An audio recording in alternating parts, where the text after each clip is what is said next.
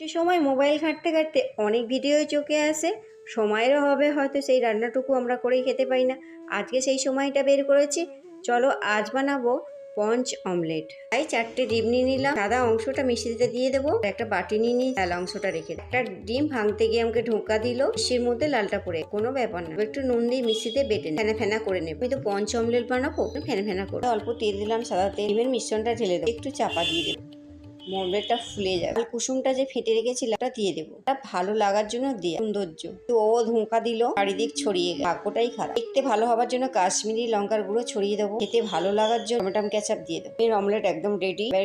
খাওয়া শুরু করে দিই। এই বন্ধুরা আছে পঞ্চ ডিমের অমলেট খেয়েছো কিংবা বানিয়েছো, অনেক বন্ধুরা আছে জানে না কিংবা করে না। যারা করনি তারা অবশ্যই ভিডিওটা গেলে করে খেও, অনেক টেস্ট। তো অমলেট রেস্টুরেন্টে গেলে কত কত টাকা নিয়ে নেয়, আমরা যদি শিখে থাকি কত সহজেই বাড়িতে বানানো যায়। বলে পঞ্চ অমলেট।